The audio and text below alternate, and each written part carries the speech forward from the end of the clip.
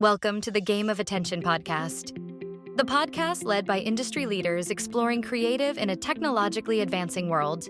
Hear from experts across the CPG industry, navigating creative effectiveness across channels such as advertising, e-commerce, and in-store. Released twice monthly, this is the podcast you don't want to miss.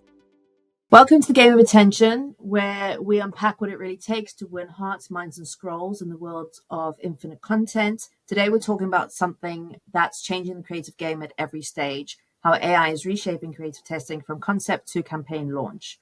Joining me today, we've got Dóra and Sarah, and I'm very excited to have this conversation and bring these two together from across the world, all in different countries today. Dóra, would you like to introduce yourself and tell us a little bit about your career so far? I am Dóra and I am working in Hungary. Actually, I'm Hungarian and I am the head of strategy and insight at IPG Mediabrands Hungary. And I have background both in research and advertisement, but originally I'm a sociologist. So I always found it as an interesting blend to bring it for my daily work as a strategist.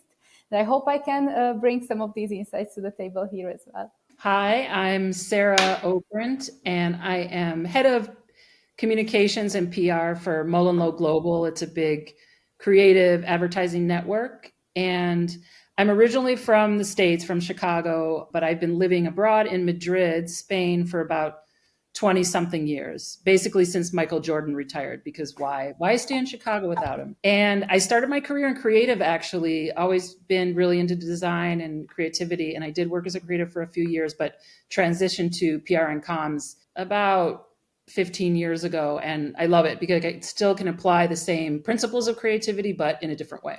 Thank you both so much for being here and for your time. I'm sure our audience is going to benefit from your insights. So kicking off with the big picture, in your experience, what are the biggest challenges in turning a creative concept into a campaign that really resonates, especially across different markets and channels? Sarah, do you want to take that one first? This is something that I deal with on a regular basis in my job and my role in a global network. So it is always in the conversation. And I would say, like, for me, the major challenge is really preserving the soul of the idea, right? Like when it travels geographically and across formats, it can lose something. Like hopefully you think it gains something, but a lot of times it can lose something.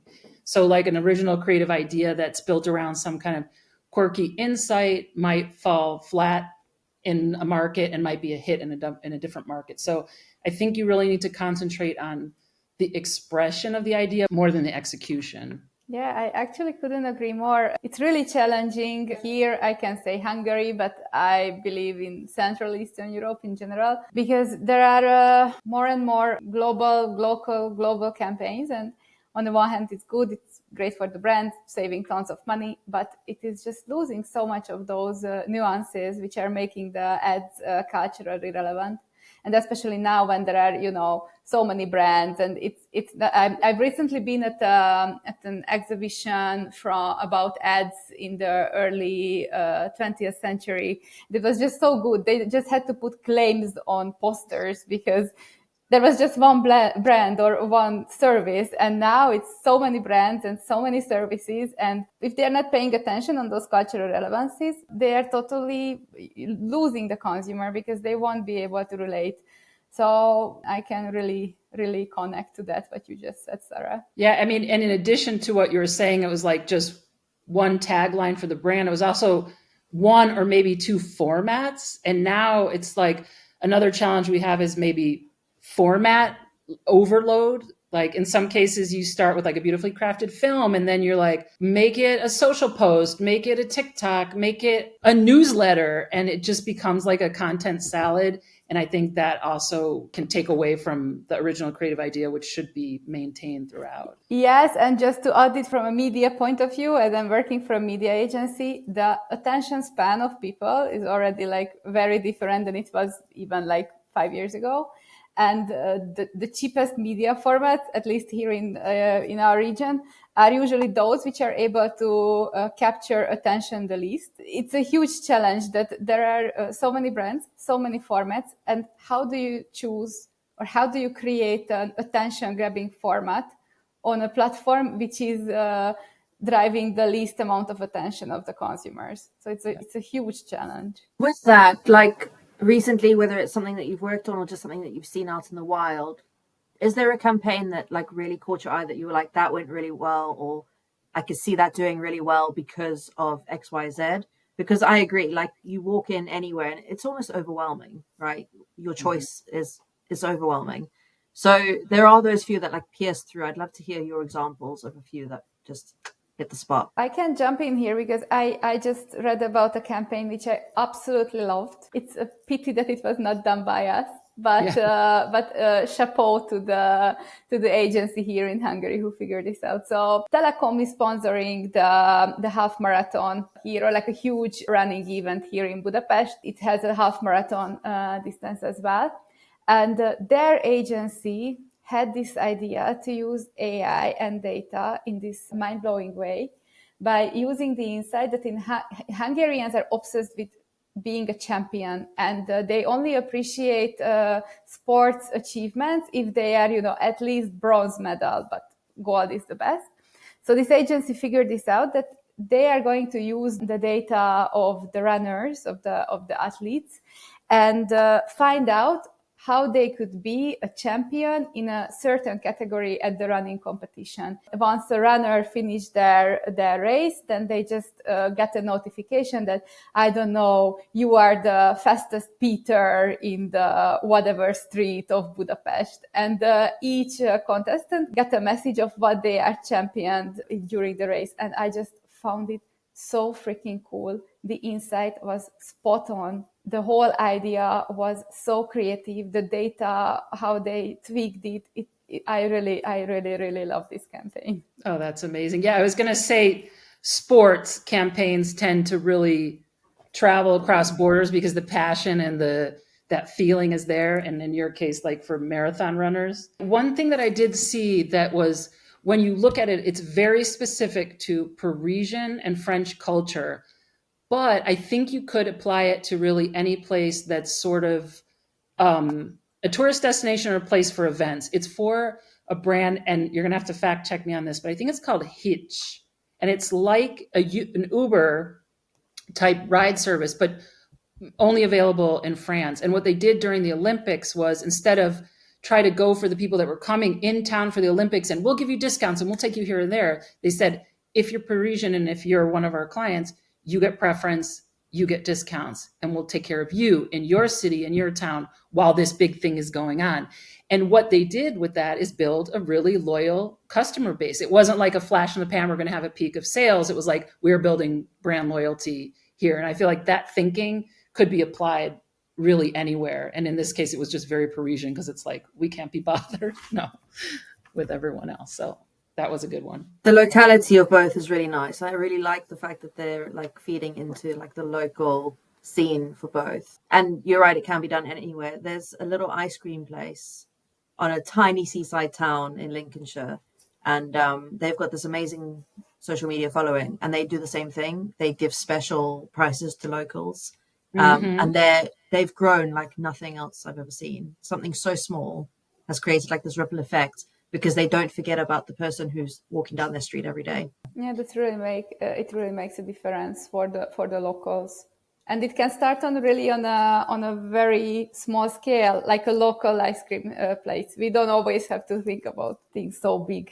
Back in kind of in-house and into your kind of roles, how do you handle creative feedback when you're working across teams and regions? I think what is very difficult, at least based on my experience, is that we at agency often would like to push the client towards a good balance between brand image, brand love, and conversion and performance.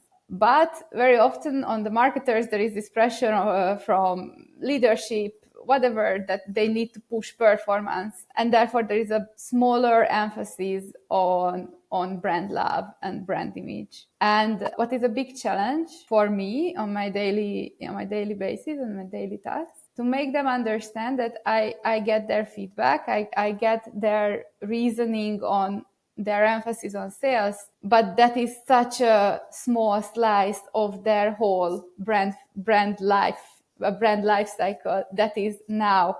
But there are consumers who are not in the game yet. They are not in their purchasing circle yet, but they are going to get there. And if they are not focusing even just with a small amount of budget on the brand love or the brand image, then these future consumers are going to get lost. So this for me can be pretty challenging. Yeah, I mean, it's definitely a challenge for us to across time zones, like literally organizing a meeting across time zone can be a nightmare. But I think one thing that we do is super simple, is that we build in time and resources to give the teams time to rework the messages. So if we get the feedback, then in the project management, we build in like extra time and extra cushioning and resources to help them. Like, let's say the campaign has something to do with a certain collective, then we'll have feedback from that collective to help them pull from that. We have strategists doing the research, translators, and tools like tech tools that they can use to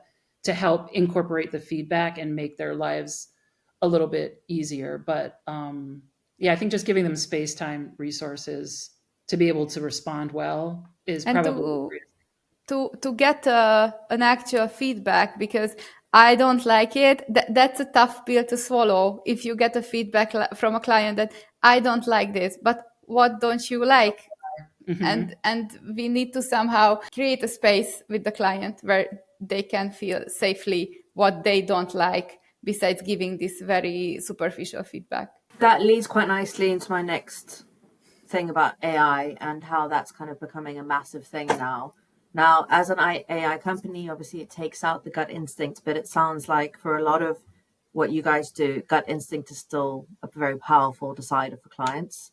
So where there is still so much debate around the human touch and how much it matters, from your perspective, where is that irreplaceable where it comes to creative and communication strategy in terms of AI v human and the integration between them? Yeah, it's a tough one. But I think, I mean, personally, like the human touch is essential everywhere, always. No, but it isn't always possible. And in our world of creative and comms, like you really need it to build trust, basically, between consumers and brands. I don't know. I think it's harder to get if you can't physically be in the space, but you can get it by listening and observing and studying humanity. Like in our structure, we have strategists and people like Dóra who are like, psychologists and people who study human nature that really helps us get to the heart of things, like in an authentic way, and do like people safaris and things like that helps inform all parts of the business. But we are in a moment of change right now and incorporating tools and trying to find ways where we're spending the bulk of our time on turning those insights into messages more than just like the information gathering. So I think AI is going to be really helpful in processing massive amounts of information, but we'll always have to be at the other end of it, filtering it and making our mark, leaving our human touch. Yes, I totally agree. I like to call AI as it is my smartest intern or my most talented intern, because it can help us process information just so quickly and synthesize. But there was not a single situation when the AI would have been able to create a very relevant, very nuance-based insight and strategic recommendation. Not a single time. And it's not because we are so much better than it, but we are here. We are among the people. We know those people who we want to talk to. And the other thing that I often thinking about, that AI is learning from the past, but we are in the present and we can reflect on the present. And I can imagine that AI, it will come when AI will be able to react on the present as quickly as human being can in the given moment, but it's not there yet. Have you seen any examples with clients or with other brands or just in your, adventures where over relying on automation and AI has hurt a campaign, where like it's obviously not in touch with the human? Not my own, but I could criticize maybe one that I saw, which I think took a lot of heat, but actually it was brave for them to go out with it. But it was the Coca-Cola ad for Christmas. I believe it was made in the UK. I can't remember the agency. So no shade to anyone, but it definitely, you could tell, you could feel it. And it wasn't being ironic. Like, I think if they had gone with humor, or if they'd gone with irony, it would have landed better. But it was just like a processed ad. It felt like, yeah, like a advertising hamburger. So I don't know. I wasn't a fan of that one, but who knows, a year from now, they might really land it. So they're at least experimenting. Yeah, I recently had a bit similar experience. I was in my in-laws' house in Poland, and I always like to watch ads when I'm in abroad because, it's different than what is on air in Hungary. And I don't exactly remember which car brand it was, so it also tells a lot about the brand, whatever, about the branding. But I remember that they really wanted to simulate, I think, Warsaw with AI, and I was able to point it out for my father-in-law that, look, that's for sure AI, and that's for sure was made by AI. And while it might doesn't bother him, but it felt artificial. But maybe that was the purpose. They wanted to show a futuristic world. I couldn't get it from the ad if it was in purpose or not. I mean, it goes back to that kind of that feeling, does it? It can't evoke that feeling that it should evoke, especially in a Christmas ad. Yeah. Christmas ads are meant to make you feel, well up. Especially in the UK, they're so good at it. And so that, good. there's like such a sacred kind of brief, like Coca-Cola at Christmas time. And to think that you could fake it, I guess, didn't land so well. I don't know if it didn't land with, actual consumers more than people in the industry, but it was, there was some upheaval. Yeah. I mean, they're very experimental though, aren't they? Massively. It reminds me of that massive thing. Was it last year? Jaguar? Oh, yeah, the teaser, then they launched the new... that whole like rebrand thing. Yeah, it's very, very hit and miss. That felt very non-human. Totally. And I was ready for like the joke. I was like ready for Will Ferrell to come out and like gotcha. Zoolander it up, and it never happened. So then it was like, oh God, taking yourselves way too seriously with a computer. Yeah, and it's I think it was I saw a LinkedIn post when Jaguar went through the rebranding. It was multiple brands which had the same type of blend change, because the sans serif, call it differently. I think Massimo Dutti was one of them, who from this very Italian style logo, they just went to this very bland one. Also Burberry for a while, but then they returned to the original. So it's interesting to see that it's not only because I can imagine that with the luxury industry being associated with this quiet luxury. Do I remember the term correctly? I think so. Mm-hmm. That they go for more of this minimalistic design. I think that's behind. But with Massimo Dutti, which is in many countries, it's more like a mid-priced brand. It's a bit less understandable for me. There's something around. So now we've spoken about how much competition there is and how difficult it is to kind of get that hit that emotional point when there's so much overwhelm and over relying on AI and automation. But there's got to be somewhere there's a sweet spot, right? And how do you navigate to that sweet spot? I assume research has a lot to do with it, but like getting that point where consumers do respond in a good way to you without rushing it and with tailoring it in the right way, but not over tailoring it. And like, how do you get there? That point.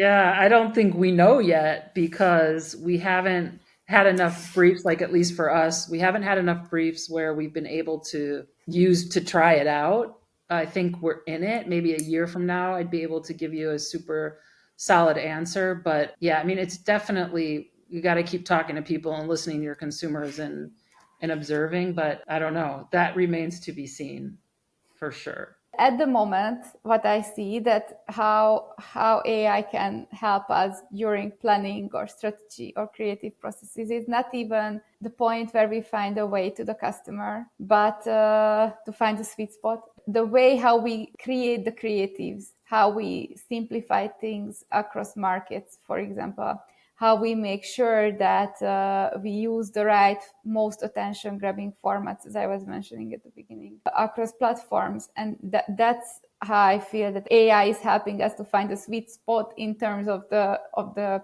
creative itself, and not in the messaging and not in the way towards the consumer at the moment. But as Sarah mentioned, maybe in a year we will feel it totally differently. I'm curious to see what it's going to look like for the next generation coming up, and how jobs are going to change and evolve, and what that's going to look like, because I can't imagine, given how fast things have changed in the last 2-3 years, like what it's going to look like in 10 when they hit the job market. Yeah, because it's like the whole kind of idea of quality over quantity, because I've really only used ChatGPT, a couple other ones, Claude. You can input some good prompts and it'll come back with unlimited answers, right? And it's quantity, not always quality, but I definitely think that it does help you like with unexpected angles, or can give you some unexpected spark that then helps. And in that sense, I feel like, hey, that's great. It's like, your friend or your colleague who can you brainstorm with, and it really lights a spark in you. So I think that's good. I'm really looking forward to that. I'm also not looking forward to the saturation. Like there's already a lot of volume. There's going to be even more volume. So it'll be interesting to see how we discern, like how we wade through it, basically. Yeah, I'm always a overly positive person. Maybe it's not so good, but I'm trying to be on the sunny side. So I always, when people are, we are talking about with my friends that, but where it will stop, where are the limitations, what happens in the future, etc., etc. I always say that at the end of the day, the control is still in the hand of the human. So it's up to us how far it can go. And I would like to believe that those people who are developing these tools can find a balance, because they also don't want to lose those nuances which are making us human beings at the end of the day. But maybe this is my overly positive personality which wants to believe this, but which almost sounds ridiculous when I say it, but I would like to believe that at the end of the day, they will feel the difference, where they can make the difference. And then, it can stay in a nice, balanced way. Okay, I'm with you on that. Yeah. And in an ideal world, I feel like the balance will be kept, but I feel like it's very much a wait and see, because, you just have to look at LinkedIn to see that it's definitely going that way. Yeah, but there are so many terrible things happening in the world that at least with one thing we have to stay on the bright side. So now, talking about speed, because I'm sure both of you, like me, have these pressures to do everything faster, the same quality but faster, always faster. Cycles are moving so quickly. How do you think brands can balance that need for speed with maintaining that kind of real quality of work? There is this very nice saying, I don't know who said it, that slow is smooth and smooth is fast. I love to use this in every situation of my life, because I think first of all, we have to build systems. And if we have very good systems, then speed is not going to cause a problem when something is needed immediately. And you can do, if you are in the right system, then you can do things slowly because they will go smoothly, and then eventually it will be fast. But I think that's where AI can make a difference. And that's what I meant when I mentioned that from technology point of view, it can really help us to find a sweet spot. Our creative partner just recently showed me an example that they are working for the same brand on 3 markets in Hungary, China, and India, I think. They had a photo shoot in Hungary. And obviously, it would have been super time consuming to organize the same photo shoot from Hungary in India and China.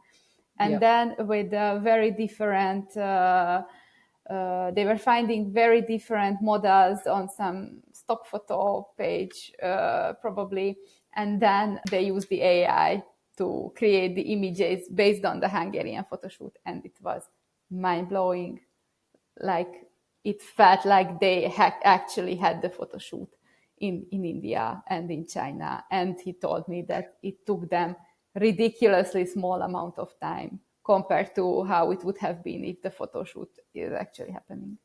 So here in technology, AI can really help us being faster. Yeah, definitely. For multiple executions of something similar across markets, we do that in Southeast Asia too, where you've got lots of countries very close together, but very, very distinct cultures and languages. We're able to produce output very quickly using AI that's relevant to that market when we're specifically like selling a product, like a more of a promotional type product. But on the more creative side, I mean, obviously speed is like no longer optional. Like, I don't even know if we can say something speed. It's like, it's just the pace that we're going right now, right? Everything's moving so fast. And one thing that it really helps us with is decision making. Like, you just make decisions faster because you have to. And it puts more pressure on clients, but it kind of helps them move past the fear because they realize then that, like, oh, it wasn't that big of a deal. There are definitely have been some mistakes made, but even the big mistakes made don't last that long. The repercussions of it, because it's also the speed of everything is going so much faster. So, but of course, all of this depends on what your overall strategy is, because it's like, being super fast and scrappy and reacting to live content and having like a newsroom built into your agency and having an agreement with your client that things will move much faster. You got to keep another lane open for like brand building and emotional storytelling and things that are more long lasting, that build equity over time. I really think you need both. So you can definitely use the AI tools and other tech tools for speed, but I do think you have to have an underlying base that moves at a more consistent rhythm and is building, the equity over time. Is there a point where too fast starts to hurt the output? I think so, just because it's like what we're seeing with the younger generation, which is a fear for all of us who are parents and to be parents, and, is like, the problem is concentration and staying focused on something for a long amount of time. So if what we're feeding the people are super short, super fast, and constantly changing, I don't think it's sustainable. It's not sustainable for like our hearts and minds, but it does seem like that's the direction we're going. I think it will be detrimental overall because it'll just be too much saturation. Do you think it's maintainable? I'm sorry, I took the role of the questioning. You go. I'm just wondering that how far it can go. If it's sustainable, yeah. No, I personally don't think it's sustainable, but it's not. I'm sometimes wondering that what will happen when this bubble will be burst, and how if it starts to get limited, let's say. It's hard to imagine of how it would happen. Then those people who socialize already like this, what are they going to do? How are they going to adopt? At the same time, we see from COVID that at the end of the day, people are extremely resilient. And it's very strange for me to see how much the world adopted to the pandemic. And it essentially required a sort of slowdown. And then how quickly we adopted back to the speed it was before the pandemic. If not even we got faster. Maybe it would be possible to turn this thing. Or if it stops being like this, then probably people would adopt. But it's just very strange to imagine. Well, I just want to jump in and say that before we had a prep call, Dóra and I, about a month ago to talk about this podcast. And as we were just getting online to talk, suddenly my internet wasn't working. My phone wasn't working. It was like, what is going on? And it turns out it was the day of that huge blackout in Spain, Portugal, and France. So it was like, it blacked out, couldn't contact each other. And at first I was stressing, but then it just got to a point where I was like, what can I do? There's no electricity. There's no cell phone coverage. And it turned out to be one of the best, most memorable days for so many people were out helping each other. My neighbors all came out and gathered around the car radio to listen to the news. Like, I do think that that's representative of like human nature and what humans need. And if we're going for this bubble burst, like I see it as something like that. Like we are going back to just like a kind of a relief mode. And it's beautiful. Like it was really amazing. But then, 12 hours later, we were back at it. But it was nice while it lasted. I remember when that happened because I'm South African, and my friends and I were like, They do realize that South Africa doesn't have power for 10 to 12 hours a day every day, right? Wow. We Yeah. were like, Yeah. What are they? what are they stressing about? But I think that off-grid thing is becoming much more of a thing. I'm noticing it more with parents of this generation as well that are veering. They're obviously the screen parents. There's lots of screen parents, but there's also more of them pulling back to like get outside, get your shoes off, get your feet on the grass. Yeah, hopefully that will start to feed into kind of creative as well, because people will be able to see what's AI generated and what's created by a human, and they'll be, use it for speed, but there has to be kind of a line between asking a machine to create an emotional campaign. Although not everyone agrees with that. So that's where I think we'll see kind of the balance. So are you saying there's people who just completely think that AI is the only way to go? It's going to make all of our lives better. No questions asked. Okay. 100%. I think human in the loop. So at Dragonfly, we're very much human in the loop. It's a creative testing platform, but the human is such a part of that process. It can't function without the human. But I know a lot of AI brands are very much like, you can step off, step back, step off. And that's going to become more of a thing. I don't know how that's going to work, because I feel like the human is such an important key role. Yeah, but I'm sometimes, and it's not a very nice thought, but sometimes I think that those who believe that AI is the only way forward and human touch is unnecessary, say it up until the moment they are personally impacted by the AI taking over the role one way or another. Because unless they got rich from it and they got all the time in the world to spend that money, it is going to be painful. And I see it on my friends, for example. Some of them work at translating agencies as translators, and they are constantly losing clients, big clients, due to the AI, and they just don't find it so fun at the end of the day. It's tricky, isn't it? Because AI still has so many moments where like it just gives you the most nonsense information. Surely, like when it comes to translation, you think that there's got to be a level of integrity, because you don't want to get comms crossed between countries on important things or on campaigns, or you press the button on something and you realize it's the wrong thing that's gone because translation's gotten lost because ChatGPT has had a moment. I guess we're just gonna have to wait and see what happens, right? Yeah, I had a funny example of that actually yesterday, where in Spanish, propaganda can mean just like visibility, PR, advertising, the word itself. And a Spanish-speaking person like sent me, it was an interview, and he said something like, "I'm super proud of the propaganda that we do at this agency," and it's just, and I was like, I think maybe someone needed to go through this and look at it, because I could have just sent it straight off to the editor, and maybe they would be like, interesting. It was funny and charming, but I guess it could get riskier, especially if it's like legal documents and things like that. So impact is our last kind of area that we're going to discuss. With the new AI tools available, how we define and measure creative effectiveness is changing going forward. I assume that the effectiveness side, maybe more on the media side, like AI is great for a measurement tool. Like it must be able to see thousands, hundreds, millions of micro signals and interactions in real time, which must be amazing data to see, like what holds your attention longer, like what phrases trigger higher emotional response and things like that. It must be also a little bit overwhelming, but to have an idea that's creative, really truly effective, it has to last. So even if you can measure it, and even if you can know, there are certain things that you can't measure. You can't measure feelings. You can't measure like when someone goes into a physical space and decides to not buy something. So I think there's still going to be a lot of things that will be unknown for now. And I mean, one thing I saw the other day about AI, which I thought was super interesting, was, and what I use it for, is like AI is really good to inform, but not to make a decision. It's good to inform, but not to decide. And that's how I think we should be using it for right now.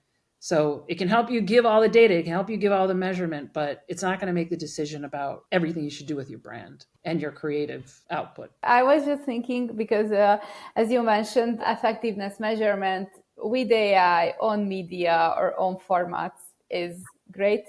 I used to work a couple of years ago for a neuromarketing startup, and we, like 6-7 years ago, we were already doing creative measurements with sensors, so eye tracking and other sensors. And recently I had a conversation with a company who is doing something similar, and it was just really mind-blowing to see how much it changed and how AI got involved in this whole game in the past 7 years since I'm not working there. From that point of view, it's just super exciting to see. And again, I am going to be very repetitive, but to see how different formats can be attention grabbing in this AI is really mind-blowingly accurate, to be honest. So from that point of view, but to measure if an idea or an insight is hitting that spot of the consumer, that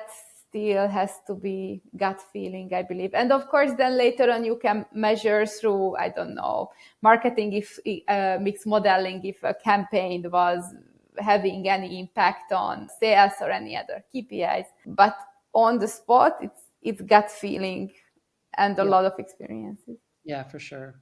I agree with that. Are there any like metrics that you're looking at today that you weren't necessarily looking at 5 years ago? At which is one of the agencies within IPG Mediabrands, they recently released this new strategic platform called Full Color Media, where exactly this standing against bland brands and mindless automatization is in the middle. And they have this idea, pardon my French, that the funnel is fucked, and that we cannot actually plan based on the marketing funnel, because the marketing funnel is actually a consumer behavior, and you cannot really impact consumer behavior simply with media or simply with creative.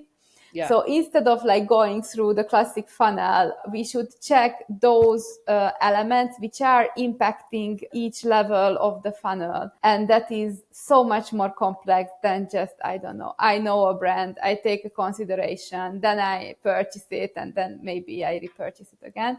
But for each level of the funnel, there are the KPIs which are going to impact that. And that includes social mentioning, for example. So how much buzz a brand can generate in the online sphere. Also, word of mouth, which is again a bit like we used to think about word of mouth as well, but it's much more complex. Ad awareness, not just regular awareness, ad recall. So it's a lot of complex metrics and not just the funnel. It's very exciting, to be honest. I was recently on a creative jury, and we looked at some of the work that was competing in the creative effectiveness category. And a lot of the metrics were very similar. It was like, views, clicks, unique visits, things like that. But I think sometimes in some of the most successful cases, you're looking at things like, did it change a law? Did it drive legislation? Or did it change some kind of like behavior beyond just the product, like how and where you walk your dogs or things like that? Like that was always really interesting to me, but I think that is more driven by the human side of it. Like, how did the idea change human behavior? And I don't know how AI would measure that unless, it's held up against a previous behavior before somehow. So I think that could be really interesting. So maybe legislation. If someone was coming into your role in the next, say, 3-4 years, like coming up behind you, what would your biggest piece of advice be to them, knowing where you are now, what you've learned, and looking to what's coming? I think I would say with relation to technology, campaign effectiveness, yeah.